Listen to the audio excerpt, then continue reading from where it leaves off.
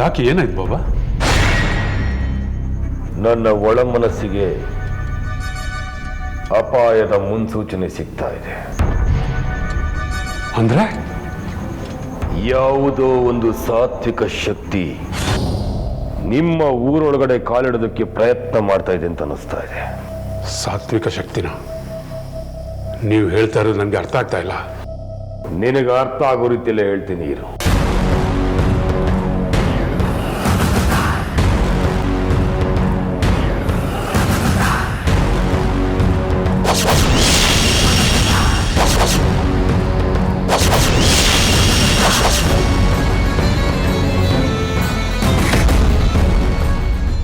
ಏನು ಏನ್ ಕಾಣಿಸ್ತು? ಕೊಂಬೆ ಮುಳುಗುವ ಸ್ಥಿತಿಗೆ ಬಂದಿದೆ, ವಿನಾಶದ ಸ್ಥಿತಿಗೆ ಬಂದಿದೆ. ಏನಾಯ್ತು ಅಂತ ಹೇಳಿದೆ? ಈ ತರ ಒಗಟಾಗಿ ಹೇಳಿದೆ ಹೇಗೆ? ಹೆಬ್ಬಾಗಿಲಿನ ಹತ್ರ ಗರುಡ ಹೋಮ ಭಸ್ಮದ ರೇಖೆನ ಹಾಳು ಮಾಡೋಕ್ ನಿಂತಿದ್ದಾರೆ. ಯಾರು ಯಾರು ಯಾಕೆ ಅನ್ನೋದು ಗೊತ್ತಾಗ್ತಾ ಇಲ್ಲ, ಅಸ್ಪಷ್ಟವಾಗಿ ಗೋಚರಿಸ್ತಾ ಇದೆ. ಮತ್ಯಾರು ವಿಷ್ಣುಪುರಕ್ಕೆ ಒಕ್ಕರ್ಸ್ಕೊಂಡ್ರು, ಒಂದರ ಹಿಂದೆ ಒಂದು ಅವಘಡಗಳು ನಡೀತಾನೆ ಇದೆ. ಹಾಗಂತ ಇಲ್ಲೇ ಕೂತ್ಕೊಂಡ್ರೆ ಅದನ್ನ ನಿವಾರಣೆ ಮಾಡಕ್ಕಾಗುತ್ತಾ ಹೇಳು? ಇನ್ನೇನ್ ಮಾಡ್ಬೇಕು ಹೇಳಿ? ಅಲ್ಲಿಗೆ ಹೋಗಿ ಯಾರು ಏನು ಅನ್ನೋದನ್ನ ನೋಡೋಣ. ಹಾಗೆ ಅವ್ರನ್ನ ಒಳಗಡೆ ಬಿಡಬೇಕೋ ಬೇಡವೋ ಅನ್ನೋದನ್ನ ವಿಚಾರ ಮಾಡೋಣ. ಬಾ.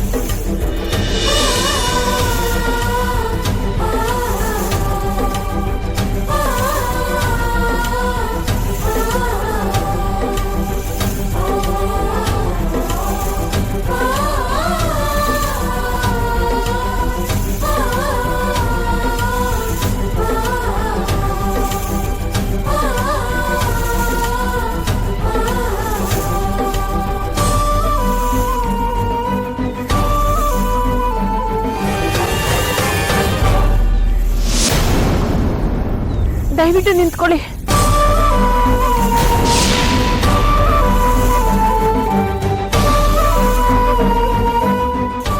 ಯಾರು ನೀವು?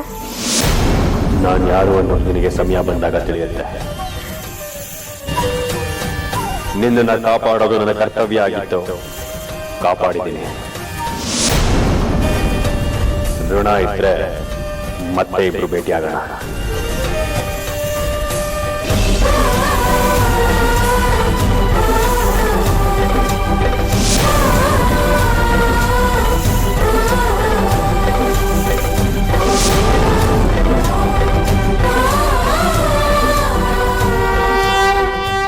ಯಾರಿರ್ಬೋದು ಇದು?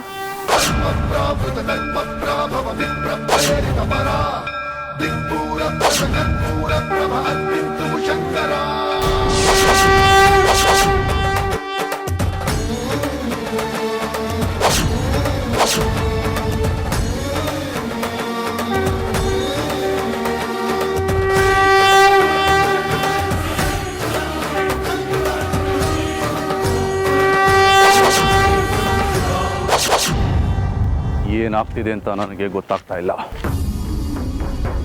ಹೊರಗಿಂದ ಯಾವ ನಾಗಗಳು ಒಳಗೆ ಬರೋದಕ್ಕೆ ಸಾಧ್ಯ ಇಲ್ಲ. ಅಮೃತನ ಜೊತೆ ಬಂದಿರೋ ನಾಗನ ನಾವು ಮಂಡಲದಲ್ಲಿ ಬಂಧಿಸಿದ್ದೀವಿ. ಬೇರೆ ನಾಗ ಬರೋದಕ್ಕೆ ಹೇಗೆ ಸಾಧ್ಯ? ಇಲ್ಲ, ನನ್ನ ಗಮನಕ್ಕೆ ಬರದೆ ಏನೋ ನಡೆದಿದೆ. ಏನು ಅನ್ನೋದು ನನಗೆ ಅರ್ಥ ಆಗ್ತಾ ಇಲ್ಲ.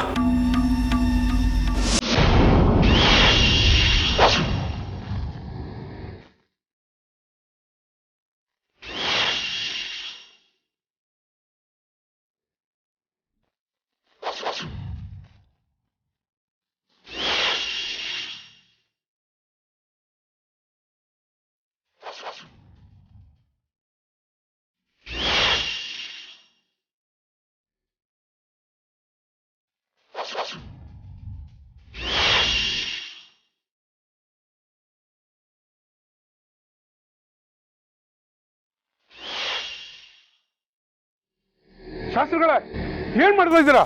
ದಯವಿಟ್ಟು ಇದನ್ನ ನಿಲ್ಸಿ.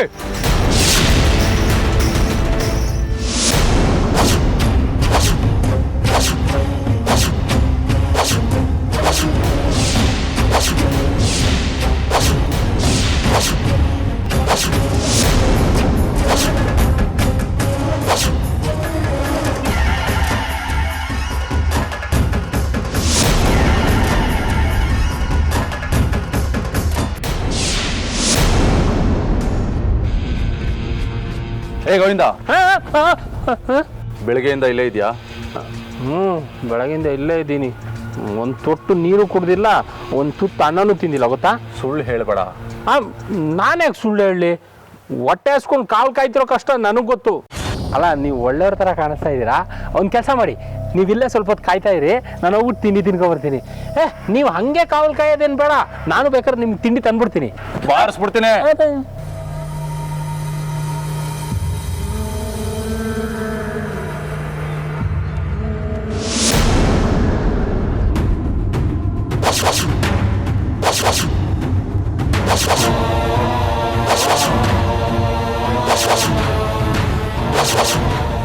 ಹಾಗಾದ್ರೆ ಅಮೃತನ ಕಾಪಾಡಿದ ನಾಗ ಯಾವುದೋ,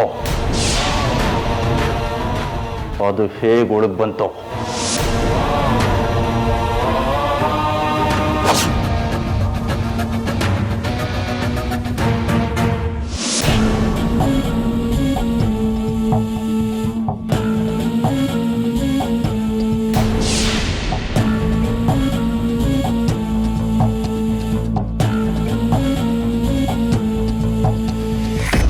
ನನ್ನ ಕಣ್ಣನ್ನೇ ನನಗೆ ನಂಬಕ್ಕಾಗ್ತಾ ಇಲ್ಲ.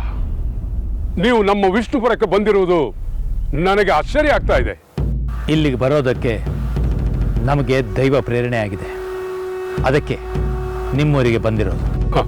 ನೀವಿಲ್ಲಿ ಬಂದಿರುವುದು ದೈವ ಪ್ರೇರಣೆ ಆಗಿರ್ಬೋದು, ಆದರೆ ನೀವು ಬಂದಿರುವುದರಿಂದ ನನಗೆ ತುಂಬಾ ಸಂತೋಷ ಆಗಿದೆ. ಶಾಸ್ತ್ರಿಗಳೇ, ನಿಮಗೆ ಇವರು ಮೊದಲೇ ಪರಿಚಯ ಇದ್ದಾರಾ? ಹೌದು, ಇವರ ತಂದೆ ಕಾಲದಿಂದಲೂ ಇವರ ವಂಶಸ್ಥರು ನಮ್ಮ ಆಶ್ರಮಕ್ಕೆ ನಡ್ಕೊಳ್ತಾರೆ. ನಿಮಗೆ ಹೇಗೆ ನಮ್ಮ ಆಶ್ರಮದ ಮೇಲೆ ನಂಬಿಕೆ ಇದೆಯೋ, ಇವರಿಗೂ ಹಾಗೆ ನಂಬಿಕೆ ಇದೆ. ನೀವು ನಮ್ಮ ಊರಿಗೆ ಕಾಲಿಟ್ಟ ತಕ್ಷಣ ನನ್ನ ಮನಸ್ಸಿಗೆ ಏನೋ ನೆಮ್ಮದಿ ಅನಿಸ್ತಾ ಇದೆ. ನೀನು ಹೇಳ್ತಾ ಇರೋದು ಕೇಳಿದ್ರೆ ಈ ಹಿಂದೆ ಏನೋ ಕಹಿ ಘಟನೆ ನಡೆದ ಹಾಗಿದೆ.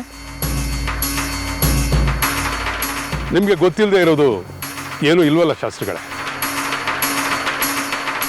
ಕಳೆದ 2 ವರ್ಷ ತರನೇ ಈ ವರ್ಷನ ಪೂಜೆ ಅರ್ಧಕ್ಕೆ ನಿಂತೋಗಿದೆ. ಯಾಕೆ? ಹೋಮ ಕುಂಡಕ್ಕೆ ಪೂರ್ಣಾಹುತಿ ಕೊಡುವ ಮೊದಲು ಹೋಮ ಕುಂಡಕ್ಕೆ ನಾಗಗಳ ನೆರಳು ಬಿದ್ದು ಹೋಮ ಕುಂಡದ ಅಗ್ನಿ ಆರೋಯ್ತು.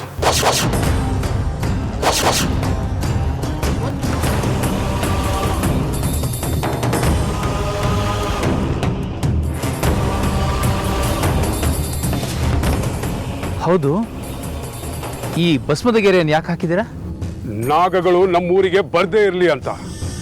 ಹೀಗೆ ಗರುಡ ಭಸ್ಮವನ್ನು ಹಾಕಿದ್ರೂ ಕೂಡ ನಾಗಗಳು ಹೇಗೆ ನಿಮ್ಮೂರೊಳಗೆ ಬಂದು? ನನಗೂ ಸಹ ಅದೇ ಅರ್ಥ ಆಗ್ತಲ್ಲ ಶಾಸ್ತ್ರಿಗಳೇ.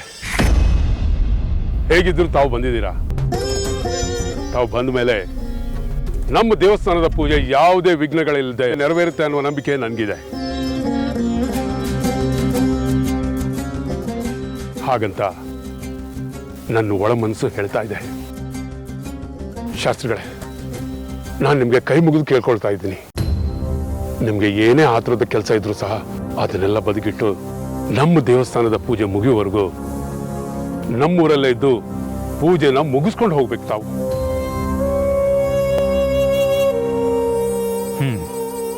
ನೀನಿಷ್ಟು ಕೇಳ್ಕೊಳ್ತಿದ್ಯಾ ಅಂದಮೇಲೆ ನಾನು ಇಲ್ಲೇ ಇದ್ದು ಪೂಜೆ ಮುಗಿದ್ಮೇಲೆ ಹೋಗ್ತೀನಿ. ನಿಮ್ಮ ಬಾಯಿಂದ ಈ ಮಾತನ್ನು ಕೇಳಿ ನನಗೆ ತುಂಬ ಸಂತೋಷ ಆಯಿತು. ಬನ್ನಿ ಬನ್ನಿ ಶಾಸ್ತ್ರಿಗಳೇ, ನಮ್ಮ ಮನೆಯಲ್ಲಿ ವಿಶ್ರಾಂತಿ ತಗೊಳ್ಳಿ. ನನಗೆ ಸ್ವಲ್ಪ ಕೆಲಸ ಇದೆ, ನಾನು ಮುಗಿಸ್ಕೊಂಡು ಆಮೇಲೆ ಬರ್ತೀನಿ. ಬನ್ನಿ ಶಾಸ್ತ್ರಿಗಳೇ, ಬನ್ನಿ.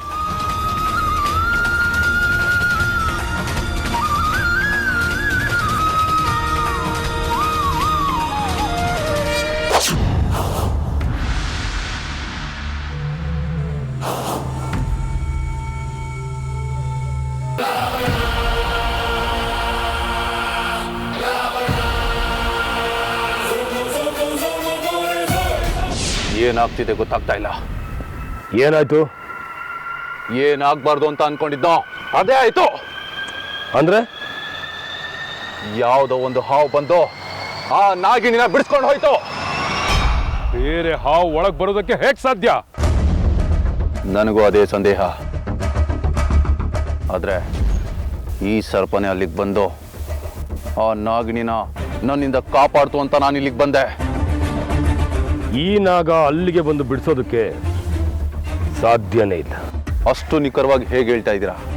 ಆ ನಾಗಿಣಿ ಶಕ್ತಿ ನನಗೆ ಗೊತ್ತಿರೋದ್ರಿಂದ. ಅಂದ್ರೆ ಆ ನಾಗಿಣಿ ನಮ್ಮನ್ನೆಲ್ಲ ಆಟ ಆಡಿಸ್ಬೇಕು ಅಂತ ಇನ್ನೊಂದು ನಾಗನ ಸೃಷ್ಟಿ ಮಾಡಿ ನಿನ್ನ ಕೈಯಿಂದ ಬಿಡಿಸ್ಕೊಂಡಿರ್ಬೋದು. ಈ ಕೋಪ ಮಾಡ್ಕೊಂಡ್ರೆ ಏನು ಪ್ರಯೋಜನ ಇಲ್ಲ ರುದ್ರ. ಆ ನಾಗಿಣಿನ ಆಪೋಷಣ ಮಾಡ್ಕೋತೀನಿ ಅಂತ ಹೇಳ್ತಿದ್ಯಲ್ಲ, ನೀನು ಹಾಗೆ ಮಾಡಿದ್ರೆ ಅವಳ ಶಕ್ತಿ ತಾನಾಗಿ ಕುಗ್ಗುತ್ತೆ. ಇಲ್ಲ, ನೀವು ಹೇಳ್ದಾಗೆ ನಾಗಿಣಿನ ಮೊದಲು ಮುಗಿಸಿ ಆಮೇಲೆ ನನ್ನ ಮುಂದಿನ ಕೆಲಸನ ನಾನು ಮಾಡ್ತೀನಿ. ಏನ್ ಮಾಡ್ತೀರಾ? ನಾಗಮಣಿ ಸಹಾಯದಿಂದ ನಾಗಿಣಿ ಶಕ್ತಿನ ಹೊರಗೆ ತೆಗೆದ್ರೆ ಯಾವುದೇ ಕಾರಣಕ್ಕೂ ನಾಗಿಣಿ ಆಗೋದಕ್ಕೆ ಸಾಧ್ಯ ಇಲ್ಲ.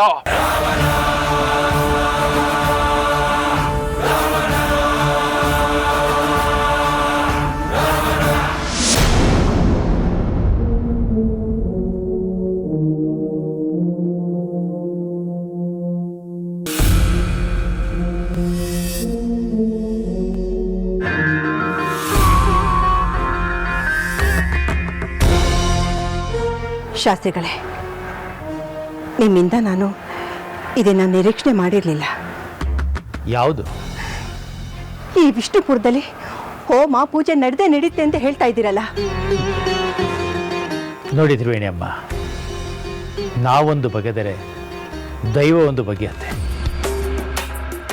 ಇಲ್ಲಿ ಎಲ್ಲರೂ ನಾವು ಅನ್ಕೊಂಡಾಗಿಲ್ಲ, ಲೋಭಿಗಳು, ಸ್ವಾರ್ಥಿಗಳು.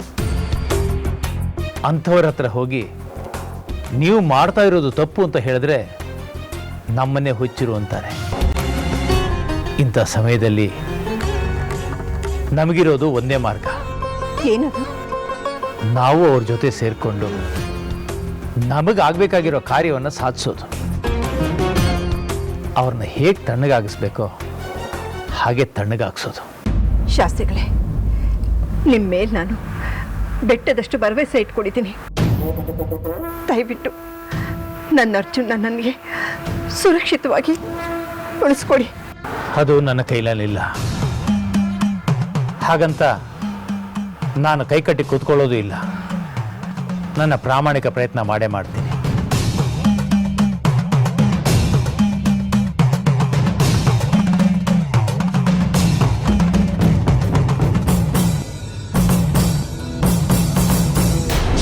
ಅಮೃತ, ಅಮೃತ, ಎಲ್ಲೋದ್ಲೇಳು?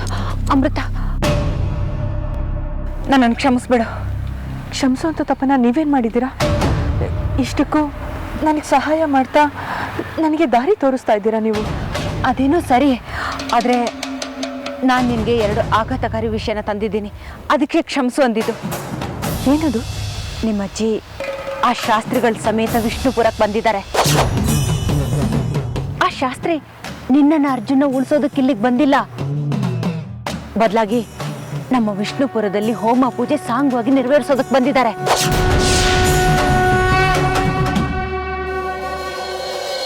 ಇಲ್ಲ, ಅವ್ರು ಹಾಗೆ ಮಾಡೋದಕ್ಕೆ ಸಾಧ್ಯನೇ ಇಲ್ಲ. ಅಮೃತ, ಅಮೃತ, ಯಾರ ಮನಸ್ಸು ಯಾವಾಗ ಹೇಗೆ ಬದಲಾಗತ್ತೆ ಅನ್ನೋದನ್ನ ನಾವು ಊಹೆ ಮಾಡೋದಕ್ಕೂ ಆಗೋದಿಲ್ಲ. ಅದು ಬೇರೆ ವಿಚಾರದಲ್ಲಿರ್ಬೋದು, ಆದರೆ ಶಾಸ್ತ್ರಗಳ ವಿಚಾರದಲ್ಲಲ್ಲ. ಯಾಕೆಂದ್ರೆ ಅವರು ತುಂಬ ಸಾತ್ವಿಕರು. ಅವರು ಸರ್ವಸಂಗ ಪರಿತ್ಯಾಗಿಗಳು. ಅವ್ರ ಮನಸ್ಸಿನಲ್ಲಿ ಎಲ್ರಿಗೂ ಒಳ್ಳೇದಾಗಬೇಕು ಅಂತಾನೆ ಆಶಿಸ್ತಾ ಇರ್ತಾರೆ. ಸವಾಸ ದೋಷದಿಂದ ಸನ್ಯಾಸಿ ಕೆಟ್ಟ ಅಂತ ಗಾದೆನೇ ಇದೆ ಅಲ್ವಾ? ಇದಕ್ಕಿಂತ ಇನ್ನೊಂದು ಆಘಾತಕಾರಿ ವಿಷಯ ಏನು ಗೊತ್ತಾ? ನಮ್ಮ ಮುತ್ತಾತ 7 ಕೊಪ್ಪರಿಗೆ ನಿಧಿನ ಗರುಡ ದೇವಸ್ಥಾನಕ್ಕೆ ದೇಣಿಗೆ ಅಂತ ಕೊಟ್ಟಿದ್ರಂತೆ. ಅದು ಆ ದೇವಸ್ಥಾನದ ಆವರಣದಲ್ಲೇ ಇದೆಯಂತೆ. ಆ ನಿಧಿನ ಹೊರಗಡೆ ತೆಗೆಯೋದಕ್ಕೆ ನಿನ್ನ ಶಕ್ತಿನ ಉಪಯೋಗಿಸ್ಬೇಕು ಅಂತ ಯೋಚನೆ ಮಾಡ್ತಾ ಇದ್ದಾರೆ.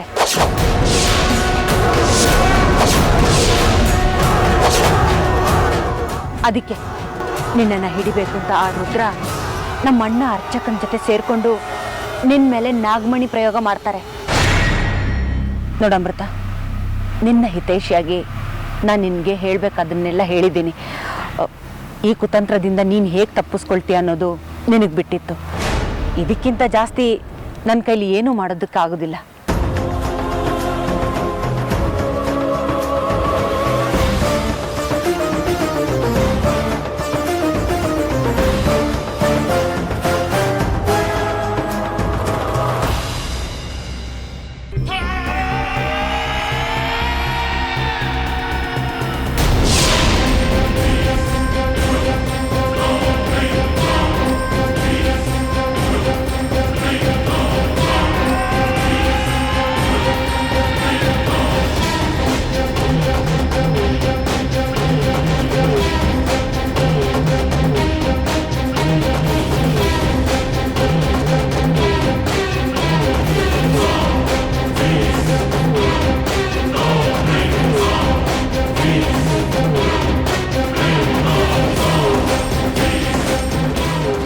ನಾಗಮಣಿಗೋಸ್ಕರ ಈ ಥರ ಧ್ಯಾನ ಕೂತ್ರೆ ನಾಗಮಣಿ ಇವನ್ ವಶಕ್ಕೆ ಸಿಗುತ್ತಾ? ಇಲ್ಲ, ಮತ್ತೆ ನಾಗಮಣಿ ಇವನಲ್ಲೇ ಲೀನವಾಗಿದೆ.